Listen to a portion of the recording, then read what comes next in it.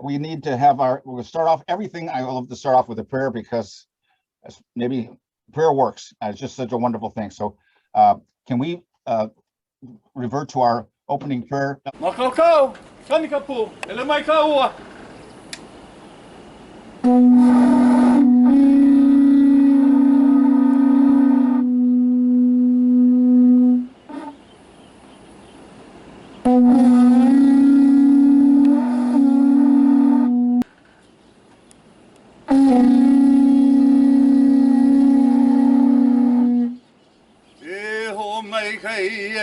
Jehovah, Ekuhane, me konei no hoi, Ekulohua pau, Eho mai kai Jehovah, Ekuhane, me konei no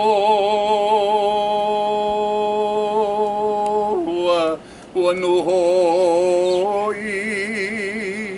Ekulohua pau, kamei kalamai ko ala pau, kamei kalamai ko maumaya pau.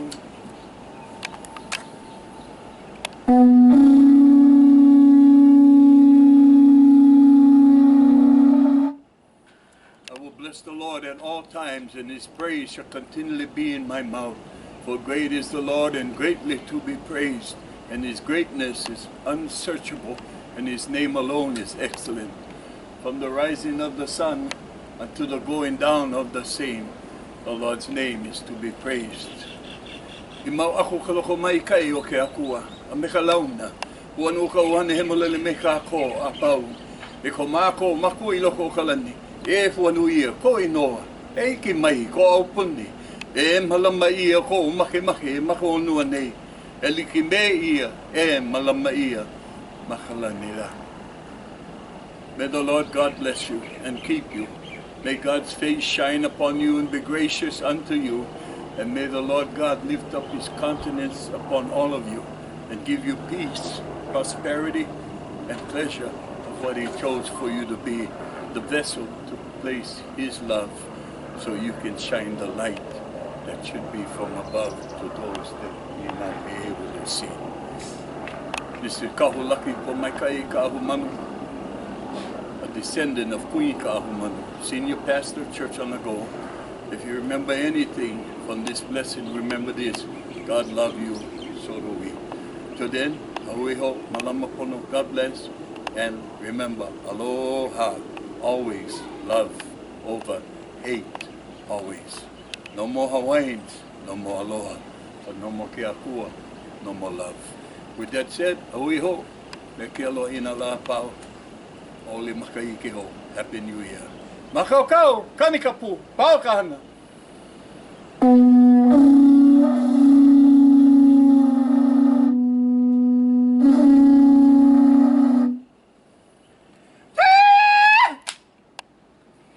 Let's get the Awesome. Well, we got that. Nobody can do that better than Pastor Lucky Asar's. He's just awesome, and God is awesome. Thank you very much for Pastor Lucky and for that opening prayer. I'm going to call the meeting officially to order, and those of you who have been to our meetings know how wonderful our business meeting lasts a few minutes only, and no association meetings last that fast or go that fast. We have to satisfy the bylaw requirements, and we've sent out proxies and notice of the meeting, official notice of the meeting. We got back a more than adequate number of proxies with the box checked to indicate that the proxy convener has given the board of directors the unanimous ballot in favor of our proposed election of directors, which is wonderful. Richard Jarman, Dean Louie, Rick Nava, Greg Nelson, Just Joe Park, myself, Joe Pluta, Foreste Talley, and Dennis Turpin. And so we've got a unanimous ballot cast on that, and without hearing any objections to that, that's going to be declared as accepted and passed. And that therefore adjourns our meeting, and this official meeting is done. How incredible is that? So that's what we're moving along here. But before I move along, I just wanted to add that, my board of directors, I love them so much. They're volunteers. They work like all volunteers for free, and they've been diligently showing up and doing the best they can. And we have what's called a wall of honor on our Maui Taxpayers website. I encourage everybody to always go to westmaui.org. We keep so much information on there, and we've got historical access to so much information on there, past videos, past meetings, presentations, all kinds of great information. But also on there is a wall of honor for some of our directors. You know, we've been around for 43 years, and I was a young guy when I first joined in '79. Now I'm the old fart. So it's a big change. But most recently, we honored Joan McKelvey, prior member of our board of directors. Joan was such a phenomenal woman. We just loved her and all the things that she did for us and our community. And so she'll be always honored there in our wall of honor. We appreciate her so much. Other prior wall of honor members are on there. Charlie Nalepa, who helped us with the Napili Fire and Ambulance Station, collecting money and working like crazy. Richard James McCarty, a lawyer who worked diligently for everybody, pro bono most of the time. Just everybody loved him. And Uwe Schultz, an architect who you can't go anywhere in Lahaina and not see something that he didn't have something to do with, but he did basically normally donated his services for free.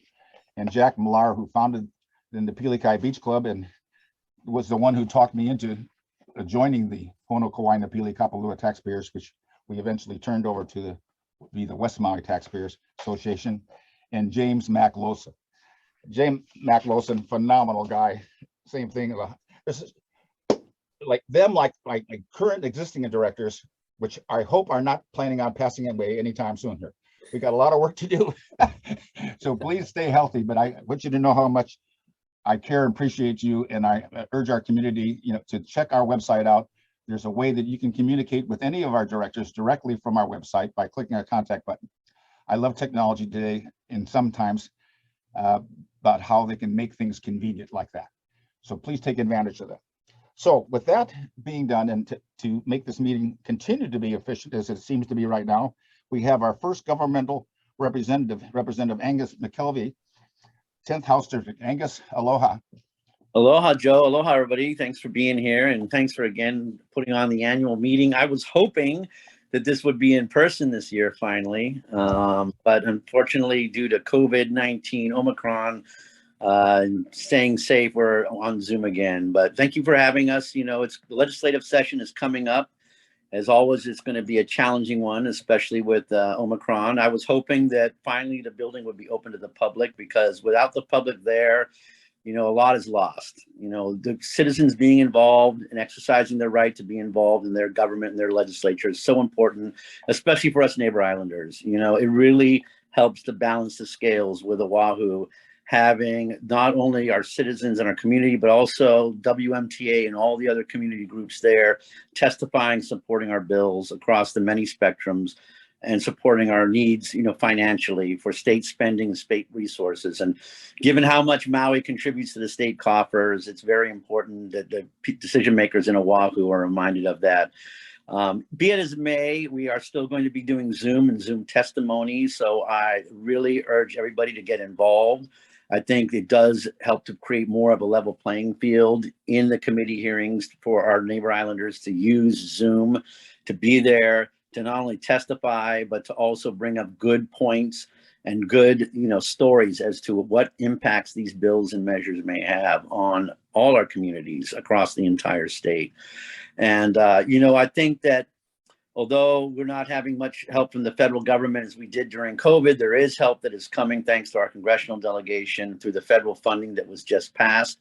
In particular, I'm looking forward to these monies being able to be used to continue work on the bypass going south. I think it will supplement our efforts working with the county and the state, working together in moving the highway, Mauka, which is constantly under inundation.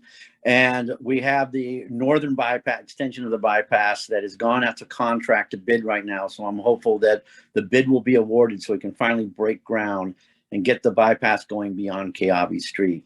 Not only will it provide a huge relief to the traffic insofar as Keawe Street goes, but it will help to facilitate, our commitment to the Department of Hawaiian Homelands, to that next phase of the Villages of Lali'i, which we secured funding for last session for the infrastructure. It's so important we honor our commitment to our Native Hawaiian community and provide the housing that they've been on the list for years and years and years. Access to healthcare, tax equity, and re-examining our tax structure to make it more fair and equitable are some of the other things that'll be on the horizon this session, and many other measures, which are going to be introduced over the next week. We have a bill tracking service and all sorts of resources available on our website, www.capital.hawaii, spelled out lowercase.gov. We invite everybody to use that. It's a great way to keep track of what legislation is going on, to submit testimony, to participate in the hearings via Zoom. And now more than ever, we really need your involvement again. We need our community there, and this gives us the tools to do so.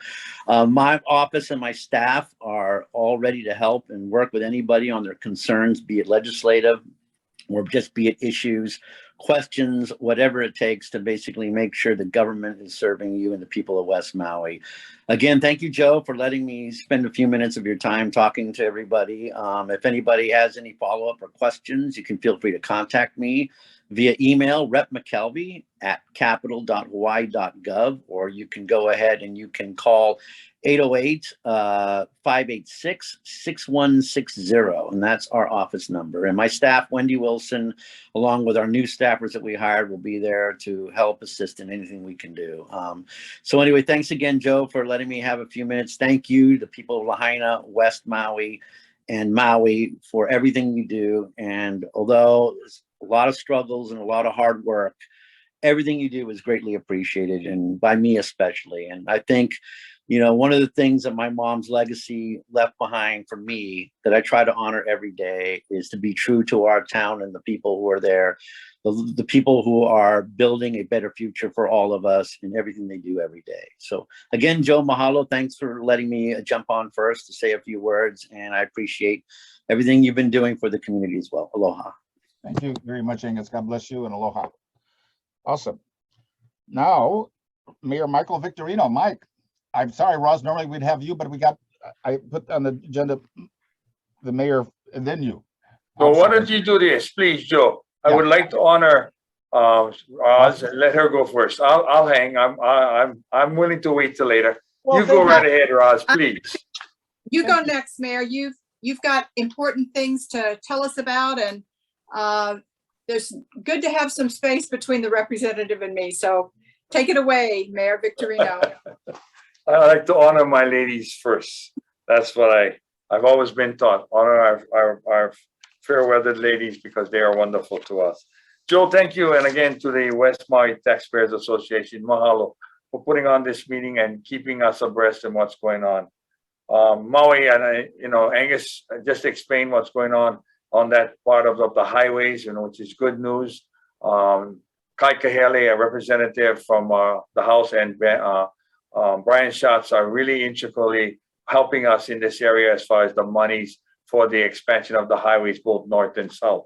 Knowing that south is so necessary because it's beginning to fall into the ocean, and we need to get that done ASAP. So, for transportation, we're working very diligently to continue to expand. We're trying to expand our bus riding systems.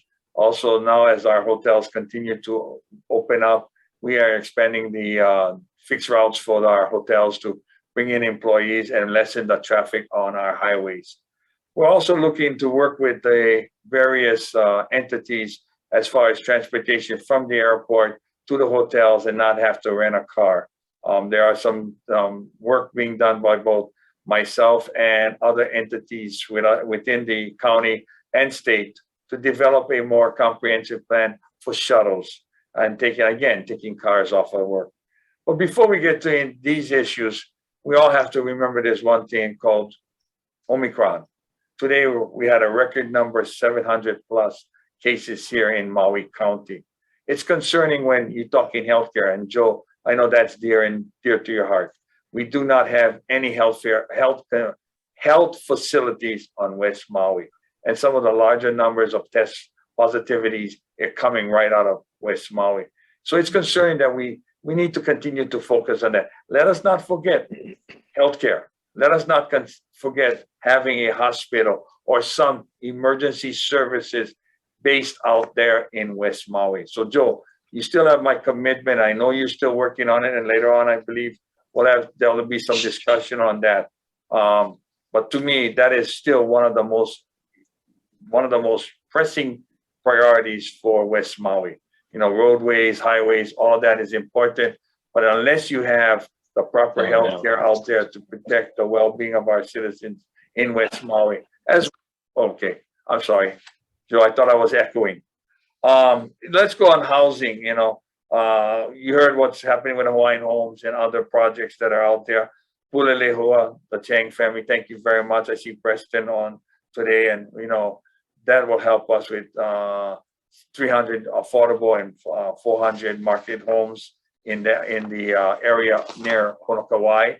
Also, one of the things I want to thank the Chang family is that commitment to connect to our waste treatment plant, but also turn around and put a recycling water system back to their project, for which other areas along that line will be able to connect. So we'll be able not only to just pump and use the water for irrigation and green zones, but also for landscaping and others, not only their project, but other projects that will be abutting that area. So thank you very much for that help.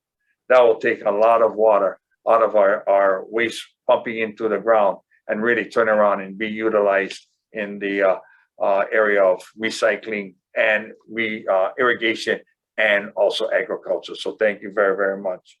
But that 300 is all coupled with Kiawe apartments. That 200 apartments are slated to start very soon. Those will be 200 affordable rentals. I was just at the other apartments, the 89 apartments that Ikaika Builders are building next to Star Noodle. Unfortunately, this is what's happening in the entire world, and our state and our county is not immune to this. A shortage of material for building. You know, the supply chain is really, really bad right now, and they're not getting things in, building material for that project. I was there yesterday. I met with the project manager, and he explained that they're probably 7-8 months behind now because of the lack of supplies for building materials. And so, you know, again, this is another example of the supply chain issue that is worldwide, nationwide, and statewide. Some of you may have heard that Young Brothers announced today that they're curtailing all small shipments, pallets, livestock, other shipments out of Maui or into Maui because of the Omicron crisis that they're having right now at Young Brothers here in the Kahului dock. Right now, I believe they've told me well over 1/3 of their workforce is out sick at this point. Again, just like Hawaiian Airlines, just like many other areas, we are hurting big time because this Omicron is spreading extremely fast. So getting people to get their boosters, getting vaccinated really does help, only in the area of slowing it down and reducing the severity of the illness itself. It doesn't prevent you from getting it, but it does really help slow down, and as far as severity and hospitalization. Today, we have 20 cases in the hospital right now, and 1 case in ICU, but nobody on the ventilators. We're still managing our hospital, but we've got to put in, and like this vaccination booster policy that I brought forth, that I just extended to the 24th, is really to protect the hospital, to protect those frontline workers. Right now, also the hospital told me well over 100 of their employees are out sick right now with Omicron. So it is affecting us in all facets of our lives. We in the counties have to close down certain departments. I closed down CBDG because there was a positive case in there. It's a small enough department, and they're closed for the week. They'll open up next week, Tuesday. I've also pushed ahead, the closing of our in-person driver's test, and as well as when you come in, you can come in for registrations and other documentation by appointment only. these are small steps we're taking to prevent our employees from getting sick or spreading Omicron right throughout our community. But again, what does that mean to you? It means to you, the people, the businesses all across Maui County, their vigilance. And I'm very happy to announce both the hotels and many businesses and restaurants have stepped up to the plate to do more vaccinations and also testing in particular areas such as South Maui, West Maui, and upcountry, along with what we're doing here in Central Maui. Again, moving along the area of homelessness and or being able to provide units to our residents, we have 3 projects that we're presently looking at. But I understand the concern of you, Joe, and the West Maui Taxpayers Association with the new plan of the West Maui Community Plan. I am still looking at it, trying to decide what I will do with it. Yes, it has taken a lot of land out of what was originally planned to be homes and multifamily units and put it off the books for now. So, you know, I will be looking at that and seeing what we can do to help you in that area also. Maui County really, really wants to work with developers or with people to build affordable rentals and obtainable housing. You know, the council has been making some attempts in that area.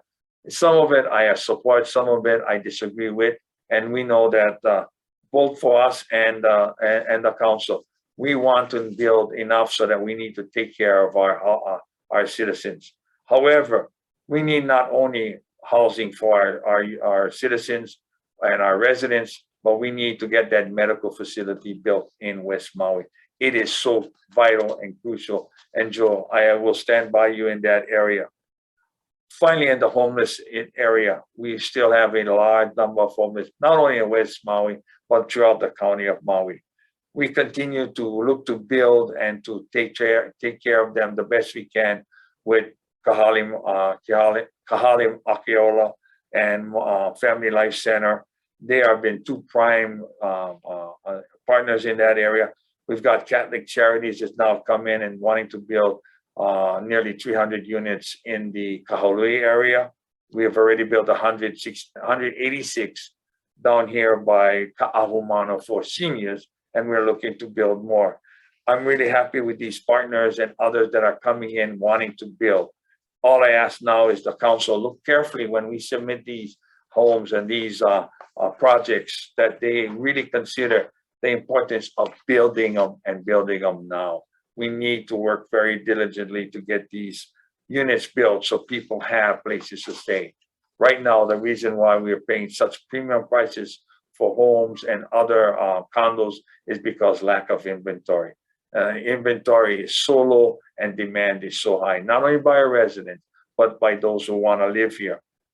Finally, the Honokawai sewer treatment plant injection and pumping station is now being put together. We will be pumping water up because we did get the old Maui Land and Pine reservoir. We've done some upgrades on that. So we'll be pumping as hopefully this project is estimated to be completed this March.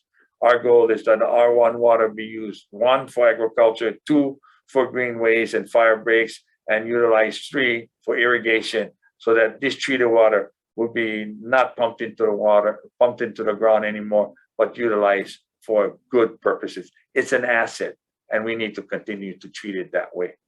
I say mahalo for all of the time you've given me, Joe, and West Maui Taxpayers Association. I will have to leave the meeting about 6:15 because I have another obligation. But I want to say, one of the other things I wanted to add, the Century Tournament is going on. They're doing a great job trying to make sure people obey all of our rules and all the protocols in place. So I want to thank Century Insurance. I want to thank Alex Urban. And I want to thank all the people of Maui County, all the volunteers, because each and every year this tournament brings in quite a lot of money, not for the economy only, but for a lot of nonprofits like Lahaina Luna, the Boy Scouts, Children's Justice, just to name a few.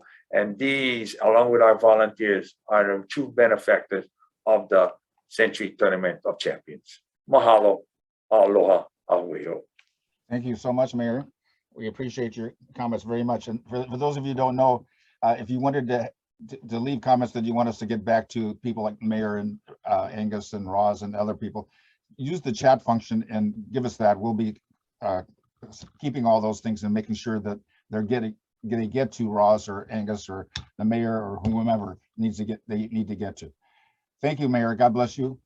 And thank you for, now we'll go on to our next speaker. That's Roz, Senator Roz Baker. Aloha, Joe. Aloha, everyone. So nice to virtually see folks. I was hoping like Joe that we would all be able to get together, but that will be in our future, I'm sure. And the important thing now is that we get everybody vaccinated, we get everybody boosted, we keep everybody safe. So I appreciate all of the good work that the West Maui Taxpayers Association has done over the years, and look forward with Joe's leadership and some of the other new directors that just got elected, we'll have even greater things on the horizon. One of the things that I discovered as I was checking for things I wanted to share with you is we had authorized a couple of projects for some additional beds, some of these new beds at Maui Memorial Medical Center that will help turn the patients, and so the nurses don't have to use so much of their effort and back to do that. Found out that we had authorized them with federal funds because we thought that ARPA would be able to do that. After the legislature left, found out that we didn't qualify. ARPA was going for something else and would not be doing anything with healthcare. So that's on my agenda for next year when we go back in and start looking at CIP, because I think one of the things we definitely want to make sure we have is a hospital that's very well able and adequately staffed, as well as adequately bedded and instrumentized, if you will, to take care of all the needs here in West Maui. So I know Joe and I have a little bit of a disagreement as to whether we can afford and have all of the infrastructure for an offshoot in West Maui, but that's for another time. We always keep our disagreements and discussions civil, and we manage to come out on the other side with really some good ideas for how to help move West Maui forward. The other thing that has been mentioned, we had a bill that needed to provide a little additional time for some of the improvements at Front Street Apartments. So that made it through. So hopefully that project will continue to move forward. Another project that I think is going to be totally privately funded, although I have offered to try to see if we can put some state money behind it. Some of you may be familiar with the old rusty and very bad stairs going from sort of the top of the road down to the ocean at Napili. Napili Kai Foundation is very interested in improving that area to make it safe, to get those old rusty stairs out of the water, to get something that's going to be very eco-friendly as well as safe. So people have an opportunity to better use that part of our beach. So I'm looking forward to working with them to make sure that whatever kind of paperwork resolution or other kinds of things that the state needs to provide permission for that renovation, we have that available, because I think just like we put rescue tubes out on all of our beaches, the Rotary clubs, Joe's club was involved, mine was involved.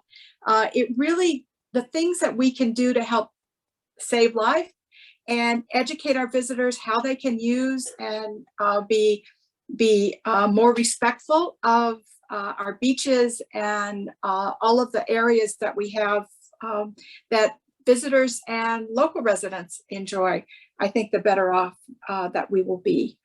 So I'm looking forward to assisting in that project. Let's see.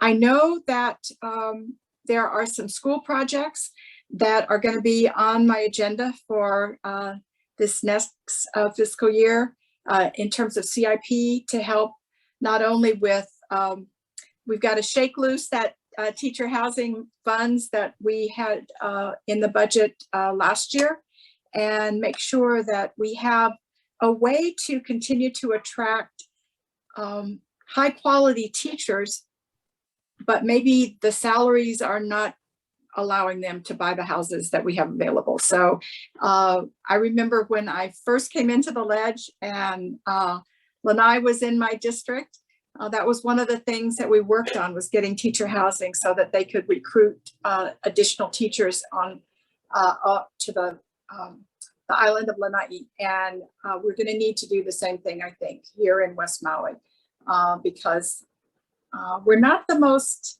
inexpensive place to live. We are one of the best and prettiest places to live, but I think it's going to be important to try to put some of these pieces in place that will help us continue to attract teachers, particularly as we have an aging workforce and some of them are retiring. We need to bring new people on, and housing, of course, is very important.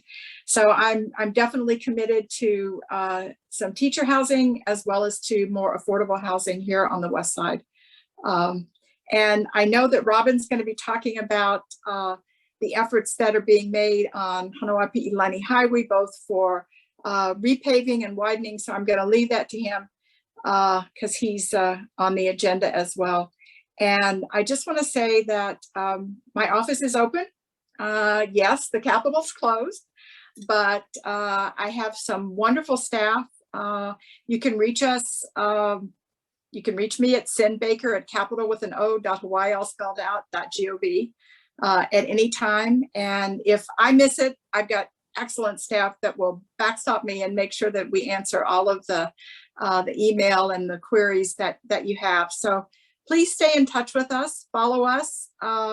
We're trying to do as much as we can over the legislature's website and YouTube page and all of that to make sure that people have an opportunity to engage with us as bills are going through the session.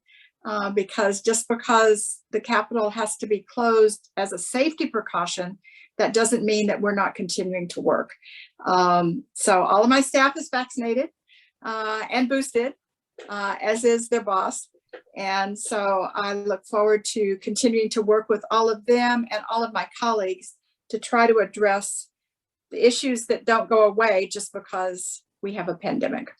So thank you, Joe, for the opportunity to share a few remarks with everybody. And if there's questions at the end, I'll be more than happy to try to answer them. Aloha. Thank you so much, Senator Baker. God bless you. And now our County Council Representative, Tamara Paulton. Tamara.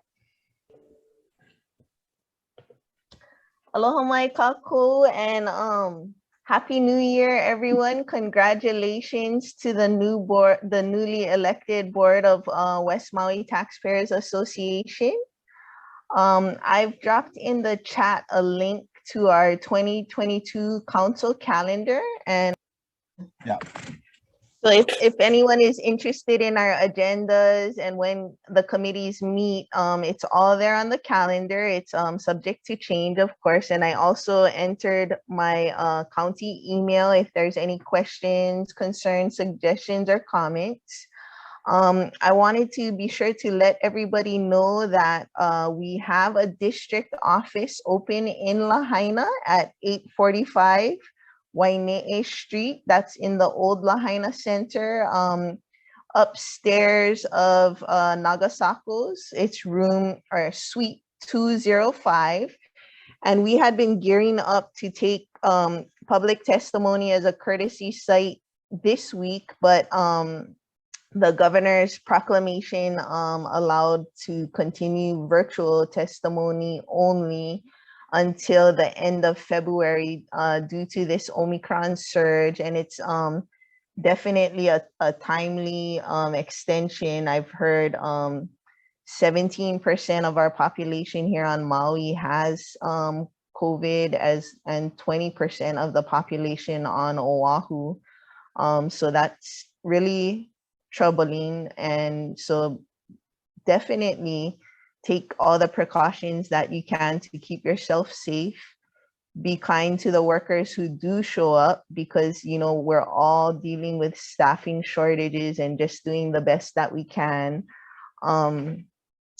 Today we had a meeting with the Human Concerns and Parks Committee with the Michael Rambis, the head of Maui Memorial Hospital, Cliff Alakai of Maui Medical Group, and one of the lead professors in the nursing program at UH. And they were kind of discussing a little bit with us about the healthcare shortages we face. And even though the college graduates 40 nurses a year, they all get hired, and still we need to recruit from other islands and from the continent as well.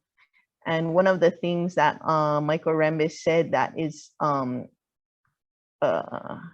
making it difficult is housing. So we also discussed, along the lines of teacher housing, because we definitely have teacher needs, but possibly maybe in our approvals of 201H or any kind of housing, we can ask the developer, maybe like the Changs, to consider reserving some housing for healthcare workers.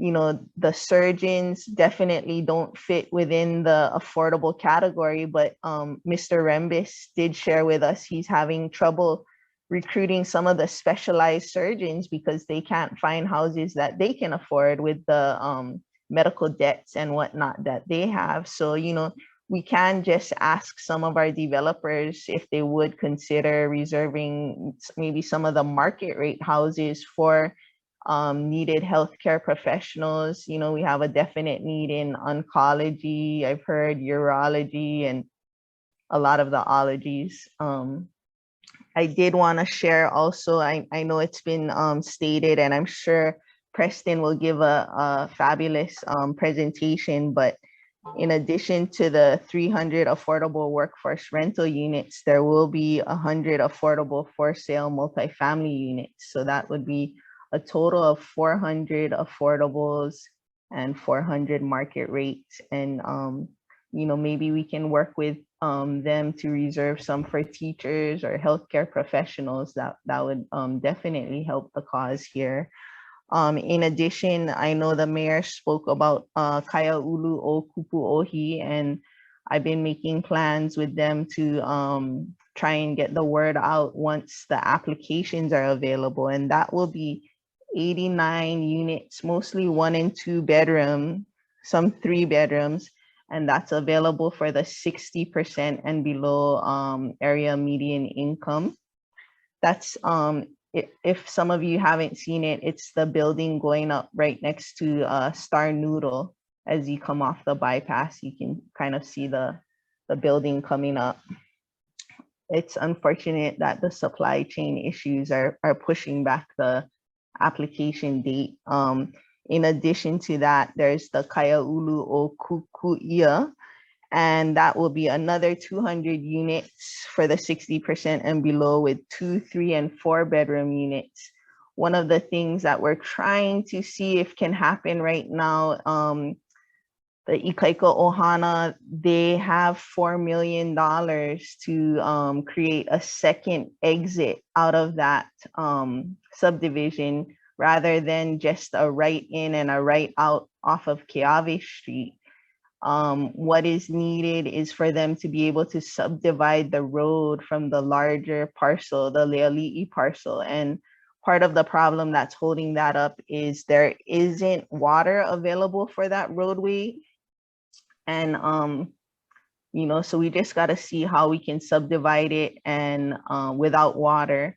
And then they can build a second exit that would come down Fleming Road. So I have a little concerns about the right in, right out only on Keawe Street for 200 units. If there's some sort of disaster, that would be a nightmare to try and evacuate folks, especially if they need to go Mauka and it's only a right out, which would go Makai. So hopefully we can get that together before they have to return the $4 million, because that money is specifically for the second roadway. And if they can't separate the roadway without water, then they'll need to return the money. And another point for the Kupu'ohi project, it contributed 1.7 million for traffic improvements specifically in West Maui. So hopefully those traffic improvements will happen at Keawe Street, whether it's a dog bone roundabout or a protected left off of Kupu'ohi, but definitely the traffic is bad there during rush hour now. It will likely get worse with the more residents coming on. It's, you know, it's always a struggle. We need the affordable housing and we need to fix our roads. So definitely a lot to work on. Let's see what else. As the mayor mentioned, the West Maui Community Plan passed second and final reading on December 17th. To protect our reefs, we passed the bill to prohibit non-mineral sunscreen. And that was largely a citizen-driven bill. When I first introduced the ordinance, it was to prohibit, add penalties to those who sold oxybenzone and oxycrylene products, but it was community outcry that led it to be a complete ban on all sunscreens other than mineral sunscreens. So that was a community-driven win. Let's see. I have item in our Hawaii State Association of Counties and Maui County legislative package establishing criminal offenses for illegal chop shop activities. And, you know, in talking with our abandoned vehicles coordinator, Tamara Farnsworth, you know, the stripping of cars, the thefts of catalytic converters all contribute to these abandoned vehicles that we see, you know, all over our communities. And so that is a bill that had made it almost to law in a previous legislative session, but then when the next legislative session reopened, it just kind of fell to the wayside. So we're reintroducing a bill to establish criminal offenses for illegal chop shop activity in the hopes that it will cut down some of the auto theft and the abandoned vehicles that we see on our roads. Looking ahead, we did have a town hall with Joe on the emergency lights at Kapalua Airport, and we're working on some legislation, and we're in contact with member Yukile Sugimura. Once the legislation is drafted, she's ready to hear it in her committee. We just want to try and make it so that we're eligible for state and federal funding to get that in. When Kapalua Airport was originally created, it was a privately owned and run airport. So when the county designated the zoning, they put some restrictions that there couldn't be night flights. And so we're amending that legislation, or we're in the works of amending it. We also have a camper van regulation and permitting legislation that we're working on. I'm sure folks see it already that, you know, people come and they rent camper vans, and then there's not enough places to park it. So you'll find them, you know, parked on your street or on the side of the road. And so we're just trying to work on some legislation to permit us enough that won't overwhelm our campgrounds and leave some still for residents, and then, you know, not more than that. Let's see. My next Planning and Sustainable Land Use Committee meeting is January 24th. And on that meeting agenda, we have DHHL gonna come and present on their Honokowai Ag Lots project. And through the Federal Hawaiian Homes Commission Act, DHHL for residential lands are not constrained by county planning and permitting. However, we would like it to align their plans with our plans, or our plans with their plans, however you want to say it. And so we're working on making amendments to the Maui Island Plan and the community plan to have their version of planning that they got the environmental assessment done to become integrated into the Maui Island Plan and the community plan to help move things along. They have about 700 acres. They're going to do some homesteads and some rural residential, some kind of like a variety of things, like a commercial kitchen and other things like that. So that presentation is on the 24th, along with a continuation of Kahana Sunset.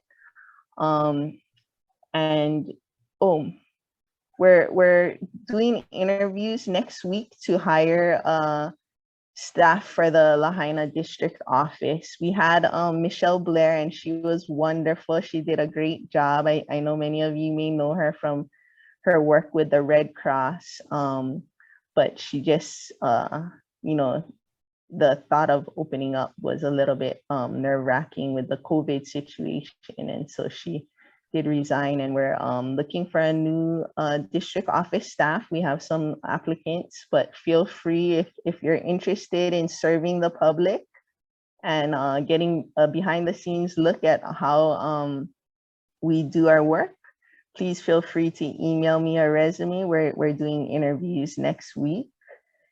And I think that's about it. If anybody has any questions, I'll be around until I have to go pick up my kids. And yeah, you can email me or give me a call. Thank you so much, Tamara. Thank you very, very much. We'll get those of you who don't contact her directly, you can contact her through us, and we'll make sure that Tamara gets your communications and your inquiry. I appreciate that. Well, that concludes our governmental representatives, and rolling right into presentations. Pula Lehua, Preston Chang, thank you for staying up.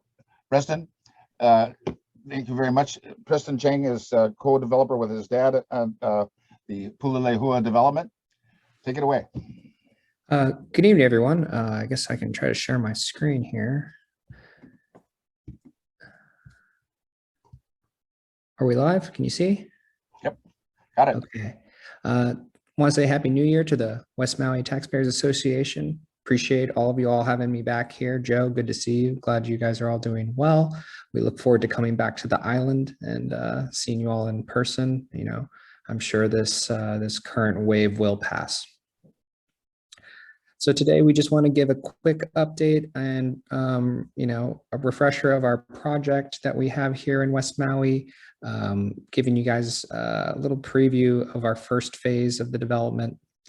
As you all know, this project is located in West Maui.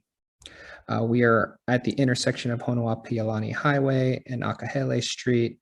The project is 310 acres and will be a huge benefit to the affordable housing community and just the multifamily units available on the west side of the island. This is an aerial of the land. It's right underneath the Kapalua Airport. So just kind of summarizing the units that we'll be bringing online. In our first phase, we'll have 120 market rate rental units, 80 workforce rental units, 40 affordable for sale units. That'll total to 240 units in our first phase. The total development will have 400 market rate units, 300 affordable, 100 affordable for sale units, 100 single family lots that also have the potential for 100 additional ohanas. The development also will feature 70,000 square feet of retail, commercial, and it has a 13-acre school site that was dedicated to the Department of Education. We will also be building a 10-acre community park, and the community itself just has a lot of green space, lots of open space, pocket parks, trails, which I'll be showing you all later, It'll be a beautiful community, something that West Maui should be proud of. To give you all a guideline of the pricing for the workforce housing that will come available, we reference the Maui County 2021 HUD pricing table, and we put together like an estimate just going off of inflation and just kind of like the numbers that we could see by the time we open the project and release these homes to the public. We could see homes that are for the affordable for sale units between for single family 1-bedroom units, 183,000 to 220,000 per unit. For the AMI underneath 60%, for 60 to 80% AMI, we have units available for 220 to 296,000. For 80 to 100% AMI, we have units available for 296 to 370,000. For 2 bedrooms, we'll have units from 357 to 449,000. And for the 100 to 120% AMI 2 bedrooms, we will see units that potentially could be 449 to 535,000. Just as a reminder, you know, we have 100 workforce for sale units available, and 40% of them will become available in the first phase of our development. So we're really prioritizing the need of the community. This is an overview of the entire site plan of the development. You know, we have a very horizontally laid out community so that there is easy walkability between the neighborhoods and between the retail sections and the schools and the parks. We really wanted to focus on a walkable community. It's all connected with trails. It will be beautiful. You can see all the green space in it. It's really going to be something special. Here you all can see the preliminary phasing plan. Phase 1, you can see, is right here at the corner of Honopiolani and Akahele. This will be the first phase, those 240 units that were mentioned. Phase 2 will be on the other side of Akahele Street, and phase 3 will be on the other side of the gulch, kind of closer to the Kaanapali side and right next to the DHHL land. We will then proceed to work on the lots and the retail once the community is fully built out. And our goal is to really try to service the needs of that community. We are getting lots of feedback from community members every day on our website, lots of great ideas. So we continue to read those and take those in, and we plan on updating the community as soon as we get started, so that you know, that's the most important thing, is when we can actually deliver units, and that's when we plan to reach out. So, you know, after our hearing, we went back to the community and we researched with our cultural experts to come up with a name that would be fitting for the project. So the first phase will be named Mahina Hina Hills, and we're excited and working on the branding and marketing for that project as we speak. Here's a quick elevation of what these units look like. They are all single story, which are great for both seniors and family members. No stairs or elevators, really great for honoring the land and giving everybody the views of the island that they deserve. They'll have a great 180-degree ocean views and Mount Mauka views as well. These units will be very, very, very home-like, which will really foster a great community where we've built similar products in multiple developments, and the communities just really shine. We're very proud of this product. Here's some more renderings of what these units could look like. As many people have been talking about today with roadway traffic and parking, you know, we believe that this project can have a big impact in this development of just bringing people who work on the west side to the west side and eliminating more of that, you know, daily commuter traffic. By bringing people closer to their jobs, it should alleviate the amount of gas that they use, which saves families money. It should eliminate the number of cars on the roads during rush hour times. Our community is also entirely connected with trails, enabling walking and biking throughout the community, which we're very positive and supportive of. And the entire community has enough parking to service the families that are going to be living there. Here you can see our connected trail system. We kind of went over the different phases, but we have various paths and trails that are just connecting this entire development. And it's hard to imagine the scale of it, but it is 300 acres. So we are really building this thing out and making sure that this community can communicate with each other, have friends in different neighborhoods, and really just be connected with themselves as well as the surrounding community and the parks and the retail and the schools, which is the most important, the connectivity there. Another big commitment that we made and our development has is what we call the West Maui Revolving Housing Trust. This is going to be a nonprofit organization that we are establishing to help affordable and workforce families afford the down payment, which is the most expensive part of home ownership. We're seeding this nonprofit with $1.6 million to really help these families with that first push and getting those down payments for their units. And it doesn't even have to be in our project in Pulilehua. This extends to all of West Maui. And we look forward to honoring this commitment. And once our project gets up the ground, funding it and helping families really get access to home ownership. We think this is a really important step, especially in these hard times. To update everybody on our progress, in July of 2020, we reached a unanimous 9-0 decision from the LUC, getting the approval for the development, which was a really special day. Following that, just this last October, we had our Project District Phase 2 approval, also unanimous. We really appreciate all the community support and all the members and everyone who has put in so many hours into helping us get to where we are today. We are working diligently and to bring this project to life. We have already submitted our Project District Phase 3 required documents. We are seeking those entitlements now. It is in the county's hand, so we're excited to continue pushing forward. Our plans are finalizing and getting ready. We're already collecting all the necessary documentation for pulling grading permits. We're actively working on our water wells. We are moving forward on this project, and we know the needs of this community, and we are working very diligently to get started. Our goals are to start in 2022, and we are driving towards that with all of our resources that we have. I want to thank everyone for the time today. I appreciate it. Wanted to try to keep it short and sweet. I know there's a lot of other presenters. Thank you, everyone, for your time. And if there's any questions, I can try to answer them, but in the meanwhile, we'll pass it on. Thank you, Joe. Thank you, everybody. If you could hear applause, I'm sure you'd be hearing a lot of it, President. That was a very, very, very well done presentation. Thank you so much for staying up with us and doing that. Thank you, everyone. Thank you. Right, without delay, the West Maui Cancer Center with Hassan Allen McGahee, Project Manager from Illinois. Hassan. Yes, hello, everybody. Can you see me? Yep. And hear me? Yes, gotcha. I want to thank you so much, Joe, for giving me the opportunity to speak. I don't have a presentation I'm going to share. I just wanted to talk a bit about our project.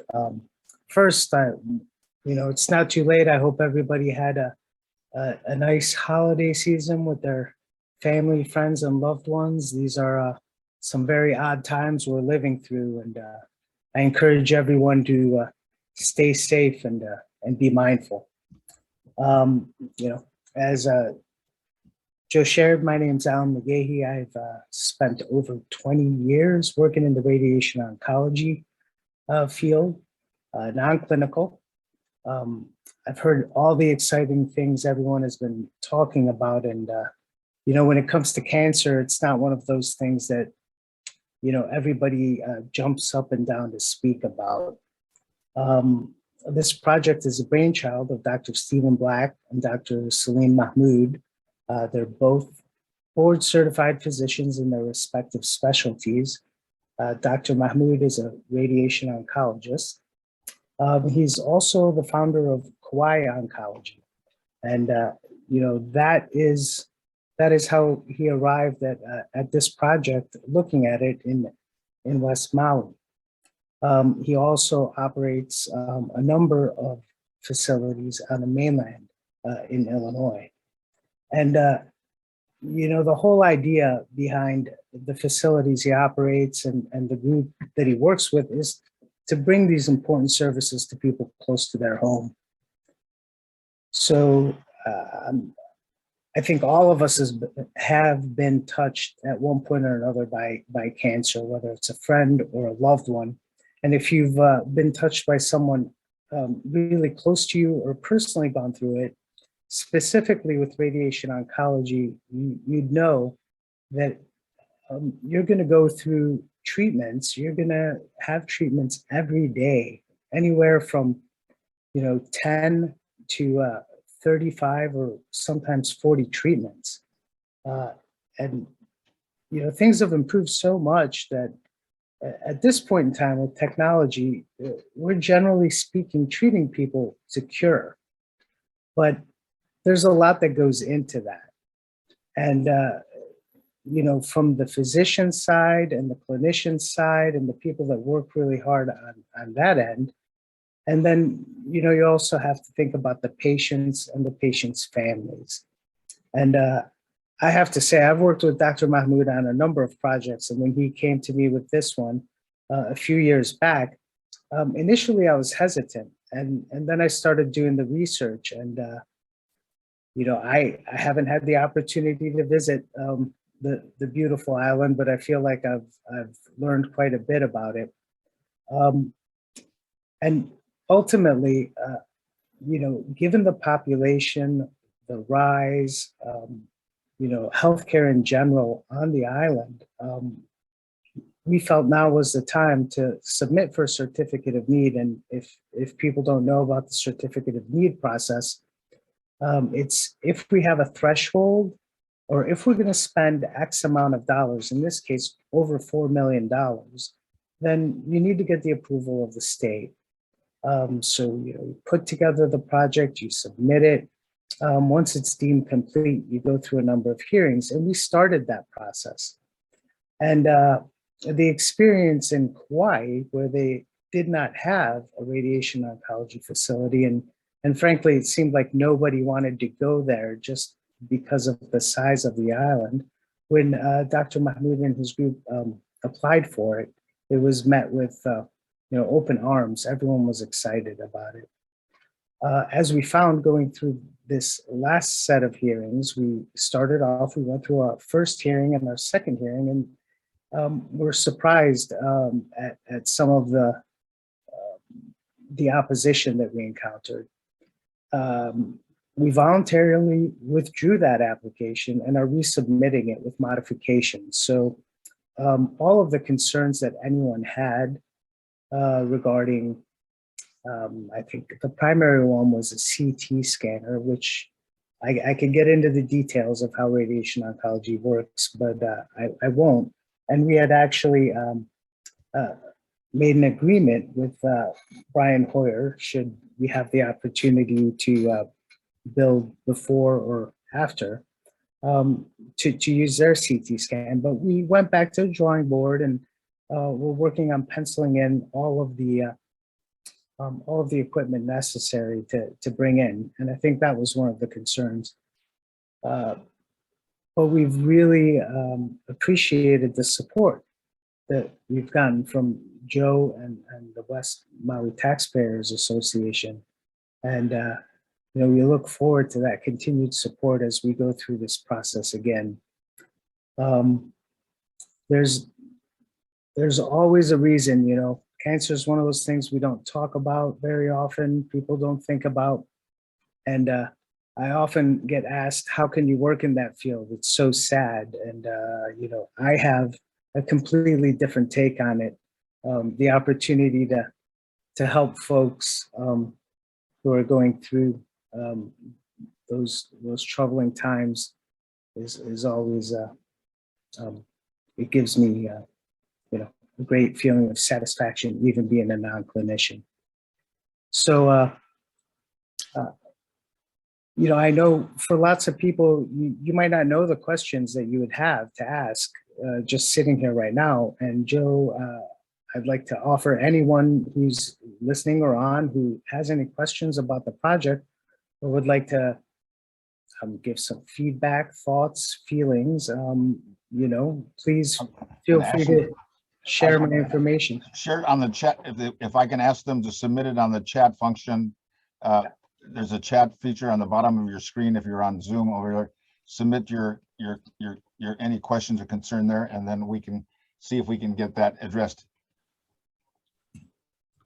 Thanks. I will do that right afterwards. But, you know, I don't want to take up very much of the time. I just appreciate the opportunity to talk. It sounds like you guys are doing some great things out there, and we'd really like to be a part of the medical community and, you know, help not only educate and prevent, but, you know, treat folks that are suffering from this disease. Thank you so much, Alan. You know, I've had personal experience with cancer. I know Roz has, and there's other people who do. It's one of those things, as you're right, it's indescribable, and everybody, but life-saving healthcare services for West Maui, Lahaina cancer patients should be, in our opinion, available here to them. And we support you, and we hope that everyone else will, and you'll ultimately be able to get that certificate of need. Thank you so much. Appreciate it. Okay, moving on to our next presentation, Dr. Kelly Akina, President, PhD, President of Grassroots Institute of Hawaii. Oh no, I just passed over, I'm sorry, wait a minute, I passed over Brian Hoyle. Brian, West Maui Hospital. I'm sorry, West Maui Hospital, Brian Hoyle, developer. I'm here. There Can you you are, hear Brian. Yes, I do. Thank you so much. I apologize. I'm here. I am actually here. I am in Lahaina. No Oh, you're problem. here in Lahaina. Terrific. Awesome. I'm in Lahaina. Yes, I am. So good to be on the show. Again, like everybody else before me, I'm sorry we don't have the in-person meetings, but certainly understand. For those of you who may not know the project, probably anybody who's seen me in the last 12 years or 13 years I've worked on it, you probably know, but let me explain it. The West Maui Hospital is really a hospital. It's a 40-bed nursing home. It's a 39-unit assisted living, and what was originally a 25-bed critical access hospital, we've now revamped it to a 5-bed hospital. And in the United States or on the mainland, this would be considered more of an emergency care facility due to its size. There's many names for it: micro hospital, emergency center, et cetera, et cetera. It's still the same concept, although it's a small hospital with all services, but with only 5 beds. The theory during COVID that I learned in my many other facilities throughout the country, nursing homes are very capable of handling care given specific guidelines. Obviously, what happened in New York did not work and should never have been attempted. But in many other facilities, skilled nursing facilities, it works very well. Our plan was to use surge beds for the nursing facility to accommodate need in the event of a pandemic, which of course we've just experienced or are currently experiencing, have for 2 years. So that's the concept. Now we've added an additional component to our 15-acre site, or 14.99 acre, and that's going to be a 150-unit independent living facility. This combined would be 40 beds skilled nursing, 39 units assisted living, 5-bed fully operational critical access hospital with a 24-hour ER, and also 150-unit independent living. I know of no such facility like this in the United States of America. Certainly nothing like it in Hawaii. This would provide a beachhead for the Maui residents and the community of Maui in general, but specifically West Maui. This would be an amazing facility that offers all levels of care, the ability to go in for short-term care, long-term care, independent living facility.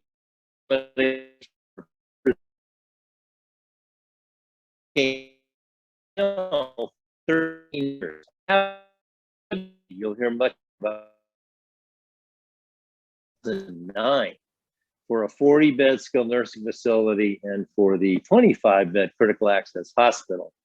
Over those years, I've been attempting financing and financial backing and support from the Maui County governments, from the state governments, and from local communities and community leaders. We have received nothing in terms of financial support. The certificate of need is not the problem, in my opinion. I mean, we had unanimous approval at all hearings. This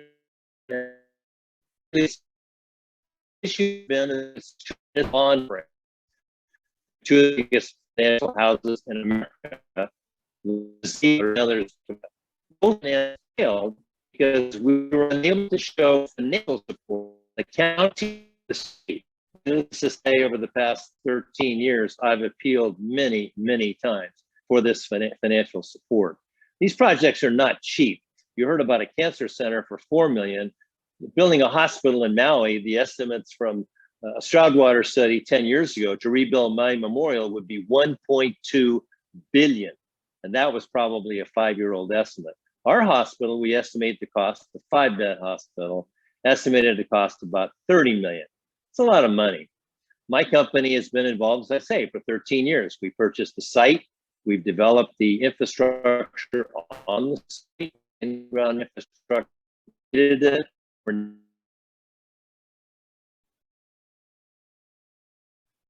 It appears your bandwidth is low, Brian. So needless to say, our commitment is strong. We're there. We want to talk. We've reached out to Maui Memorial. To date, I've not received a return phone call.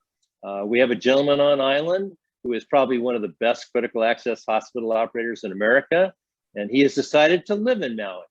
He's here, and he's capable and has run many critical access hospitals. We have great partners that we have in our operating team. We have Greystone Communities, which is one of the largest operators of independent living and senior housing facilities in America.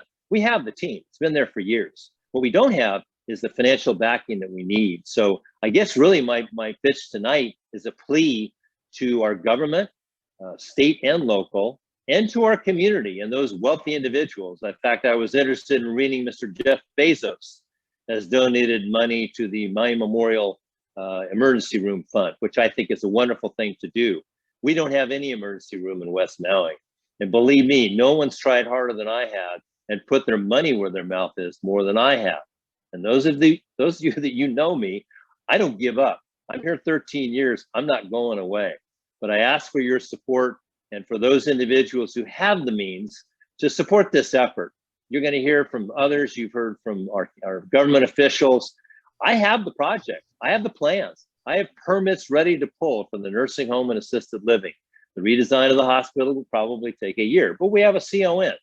We're way down the road. And all we want to do is talk to those other community leaders and to Maui Memorial and to the individuals involved in health care in this community. And let's talk about a financial solution where we can work together and cooperate.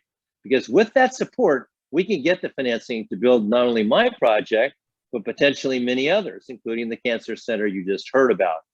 But that is where I sit today, ready, willing, and able to proceed forward and looking for the financial assistance that will make this project happen. So that's our update. We're moving forward. We're in construction as we speak. We have water, sewer, electric, and process. Our next step on that phase will be the highway, but we are, as I say, ready to go. So that's fantastic. That's where we are. That's great news, Ryan. And I'm hoping that your requests for financing and financial support. I know that the mayor has expressed it previously. He said he's behind it. He wants to help. He knows how much is needed. Everybody who lives here certainly supports it, but support and money is two different things, right? So you need the financial support, and so we're going to work together with the mayor to see if there's anything that he can do, what the county can do, and maybe with Tamara. And, right now, you're frozen on the screen, Brian. I don't know. I have a little thing that comes out across on my computer that says Brian Hoyle bandwidth is low. So right now, your picture is just frozen on the screen. So I don't know. Can you hear me? I can't tell if you can hear me or see me or not. But I thank you very much for your presentation. And now we'll go to Dr. Kelly Akina, President of Grassroots of Institute of Hawaii. Dr. Akina. Well, good evening, Joe. Can you hear me well enough? Perfect. You're fantastic. And I want to say aloha to all of the members of the West Maui Taxpayer Association and the guests who are here tonight, as well as my esteemed fellow panelists tonight. You've had some important subject matter, and I'm going to continue sharing a bit about the healthcare situation in Hawaii. But first, Joe, would you help me out here? Do I have permission to share my screen? Yes. Good. So everyone, rather than looking at my face, can you see my PowerPoint slide in front of you? Got it. Let's see. Very good. Well, thank you for letting me be here. Let me just mention a little bit about the Grassroot Institute of Hawaii. Joe said that I'm the president and CEO. I have been since 2013, and we're a nonprofit and independent research agency. And what we do is stand for the principles of individual liberty, free economics or economic freedom, and accountable government. We publish accurate and timely research and commentaries. Many of you receive our newsletters.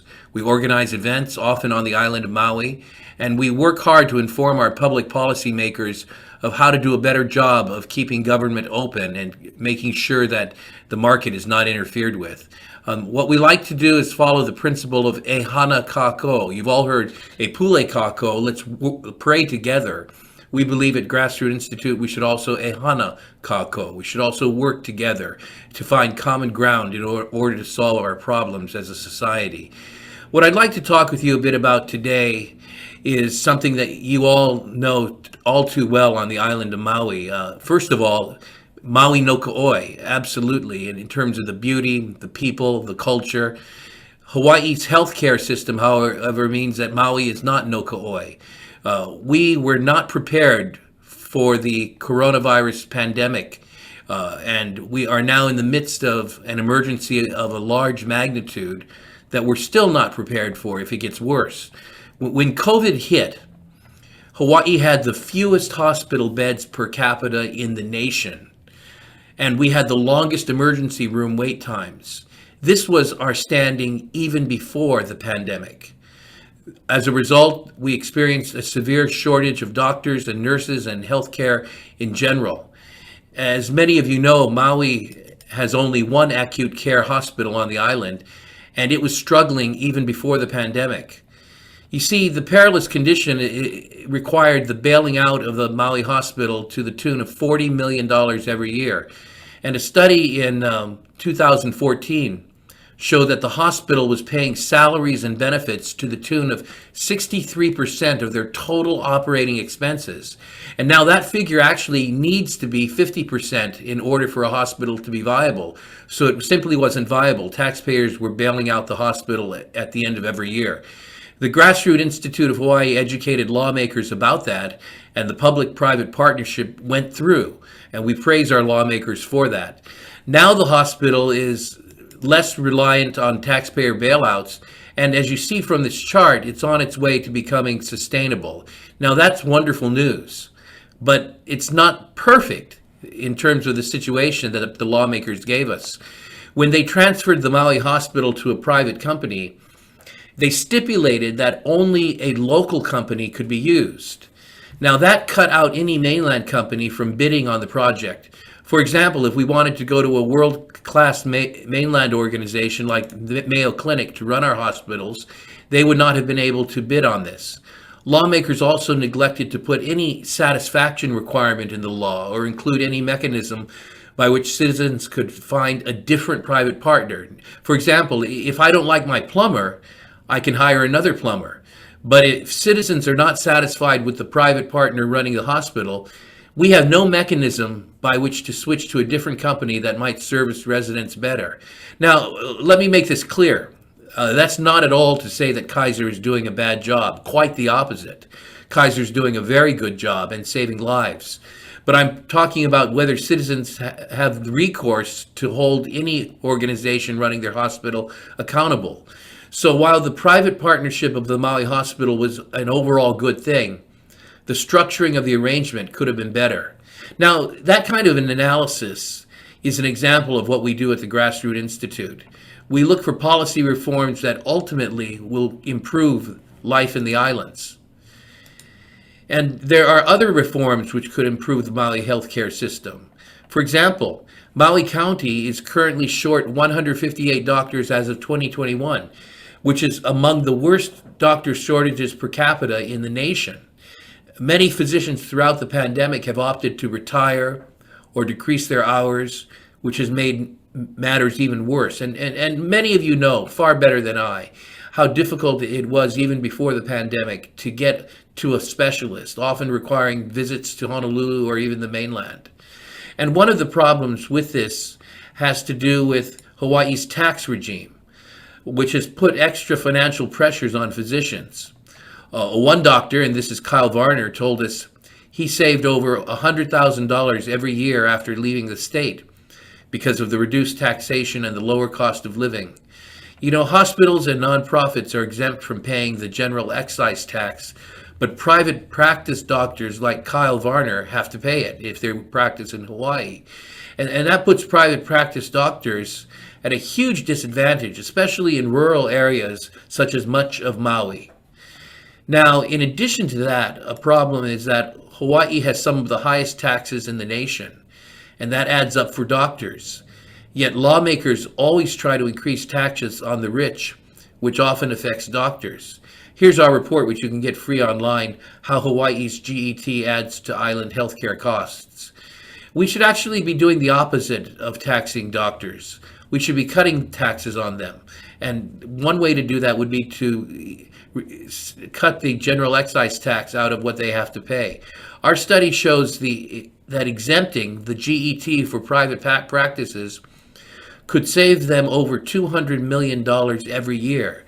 Now that could result in an increase of thousands of healthcare positions and $1.4 billion in additional economic activity. But that's not the only reform that can help. There's another issue that needs to be looked at, and that's the issue of licensing reciprocity, or whether we will acknowledge the licenses of medical professionals from the mainland. Hawaii also has a severe shortage of nurses, physicians, assistants, and other medical staff. To ease the shortage, Governor Ige temporarily allowed occupational licensing reciprocity for healthcare workers via his COVID-19 emergency proclamation. Now, that allowed healthcare workers to come to our state and help throughout the pandemic. That's a very good move. This is a reform that should be made permanent even after the governor's emergency proclamation expires, so Hawaii can encourage more healthcare workers to help our state. Many states already allow some degree of healthcare licensing reciprocity, and Hawaii should do the same. So, in a sense, one positive thing that the pandemic brought us was the experience of being able to practice licensing reciprocity. We suggest don't do that just for the emergency, make that a permanent feature here, and that will help us to increase our healthcare capacity. Another issue to look at is telehealth, a booming practice today. Telehealth is another area that could provide more health care access to Hawaii residents. That would allow people to visit a doctor over the phone or over Zoom, even if the doctor is on the mainland. Unfortunately, Hawaii has a law that prohibits telehealth services and limits it significantly. The governor, fortunately, lifted that law with his emergency proclamation in June of 2021, but now the waiver has expired, so telehealth is once again restricted. But, you know, lawmakers can simply change the law to allow telehealth in Hawaii. That would be a good thing to talk to them about during this upcoming legislative session. And that could especially help with mental health services for island residents, as well as access to specialists when rural areas just don't have them. Another issue, which my fellow speakers today have alluded to, and you all know is very important, is the issue of certificate of need, about which I wrote in a recent Wall Street Journal article, Hawaii is no paradise if you need medical care. Hawaii also has the most burdensome certificate of need laws in the nation, which have prevented hospitals from opening. A certificate of need can be likened to Burger King having to go before a committee in order to get permission to open a store, but the committee consists of its competitors, McDonald's, Jack in the Box, Denny's, and other restaurants that are already in business. There's a natural conflict of interest that is built into this. Now, there are some benefits of certificate of need laws. I don't challenge that, and they can help bring us much needed medical facilities. Unfortunately, there are ways in which certificate of need laws need to be updated in order to make it easier for vital services to be provided. Everything from the opening of facilities to the addition of wings and addition of medical services. Case in point, on Maui, the government denied the building of the Malulani Hospital, which could have provided 150 acute care beds and $119 million of private healthcare investment. at that time. 15 other states have no con laws at all. But even if Hawaii didn't want to go down that route, it could at the very least lighten some of the regulations and make the whole process easier. For example, do we really need to ask permission to move hospital beds from one hospital to another, or to start a dialysis center or a rehab center? Simple things like this should be easier to reform, and it could help provide more services for our residents. In conclusion, there's one thing we should bear in mind. We can improve our healthcare system with the right ideas, and that's what the Grassroot Institute is committed to providing, along with your ideas as we vet them and we try to communicate them to the public and to our elected officials. Healthcare on Maui shouldn't be as difficult to find as it is. There are many governmental reforms that could make a more robust healthcare system for Maui residents, such as reforms for taxation, certificate of need, licensing, and telehealth. These reforms could literally save the lives of local residents and make Maui even more no ka'oi. If you have any questions, please give me a call or email me at the address info@grassrootinstitute.org or give us a call. You can find all the information I presented here and much more at our website, grassrootinstitute.org. I've enjoyed sharing this with you, and if anyone has any questions, I'll be glad to take them at this time. Well, we're going to do the same thing, Dr. Akina, with the chat function to move things along. People can submit it by the chat function and get you that way, and or direct it to us, and we'll see that it gets redirected to you to respond. Very good. Well, thank you very much, Joe, and thank you so to much. the West Maui Taxpayers Association and everyone here tonight. We appreciate you very much and what you're doing for us. Keep up the good work. Finally, we've got State DOT Highways Director Robin Shishido. Bob Pure, are you there? Yep, I'm here. How about Robin? Is he Bob, here? yeah, we want to give you.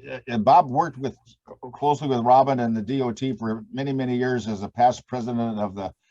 He was on our board, the West Maui Taxpayers. He became president of Lahaina Bypass Now, and then he retired when he thought the whole bypass project was approved and funded and all done, and then we found out it wasn't. Anyway, he's worked closely with Robin and the state DOT, and because of that close relationship. Bob, please give us an intro to Robin. Absolutely. Thank you, Joe. I appreciate the kind words. Yes, I've been involved in transportation issues since I moved here 20 years ago. It's something that basically comes out of the category of making it easier for people to get around. The bypass was talked about for probably over 40 years, but we did form a group called Lahaina Bypass Now, known as LBN, and our job was very simple: to make the bypass a reality, which we did. LBN worked very, very closely with both the state and the Maui DOT, and we formed a real good partnership, and a lot of trust and a lot of good conversation and a lot of meetings. But we made the bypass a reality, and we now, of course, have 3 phases that are being used. Just as a little side note, as I mentioned at other meetings, 40% of all the people that work in West Maui commute from, do not live in West Maui and commute every day. I've talked to a lot of them, and we've literally cut 20 minutes off their commute, and it's going to get better. So without further ado, we're very lucky to have Robin Shishido here in Maui, who represents the DOT. And Robin will give you, I think, some good news and exciting news of what's happening moving forward. Robin, you're on. Thank you, Rob. Thank you, Bob. Good evening, everybody. Thanks for having me on. I see a lot of familiar faces, and yeah, too bad we couldn't do this in person. But as a island-wide, update, if you've seen in the last 2 years, we've done a lot of paving. During the pandemic, we took advantage of the lower traffic volumes, and I don't know if you recall on Honopiolani Highway. I mean, we were paving 2 shifts, night shift and a daytime shift to try and get as much as we could. And we still have some paving projects going on. In the last year, this past year, we've had that March floods and then recently in December floods. So unfortunately, our projects have been ER type, and we've been able to get federal funds with that. So we have some of those projects coming up. But I'm focusing more on West Maui. Last year, we did have a public meeting about the lane shift we're going to be doing on Honopiolani Highway, right about mileposts 13.5 to 14.5, just to address that immediate erosion areas. So that project is still moving forward, doing the environmental assessment part, and looking to advertise that project later this year. And again, that project, it's just an immediate project to address the concerns, and it's going to shift the roadway about 1 lane within our existing right of way. And as what Bob was mentioning, part of the news we have, I think you guys all saw in the papers recently that we were awarded a raise grant for $22 million to move along the Honopiolani Highway Realignment project. And I just want to thank all the legislators on here, and also our congressional delegation and Maui County Council, the mayor's office, businesses out in Lahaina, sending letters of support. So it was really good for us. And, the maximum award you could get was 25 million, and we were able to get 22 million. So I think if you look on their website, it's one of the biggest awards that was put out there. So, really good for Hawaii and, Maui especially. So, with that award though, there's a lot of tight timelines for it. So this project, it's going to move pretty quickly, starting with the environmental phases. So we have a team right now that started. They're doing all the data collection, data gathering. And real quickly, probably either at the end of this month or maybe the first week in February. So it's going to have our first public meeting. So, definitely look out for that, and everybody, get on board and, give your comments on that. And, again, with this project, we have about 2 years to obligate the funding, utilize the federal funding. So that means, we're going to have to get into construction probably about summer of 2024 is when you'd see advertisement for a design build project go out. And the limits of the project, it's going to go from the current southern terminus. That's about milepost 17. And we're looking at it going, further south to about milepost 12.5 or 11.5, right about the Ukahami Beach area. We're still trying to determine what's a good southern terminus for this project, make sure we get out of any of the inundation areas as we move forward. So again, projects in the very early stages, but definitely going to be moving really fast going forward. Last project, of course, is our good old Lahaina Bypass Phase 1C. So, I see Chad Fukunaga on here, and early or late 2019, early 2020, we were ready to move forward with this project.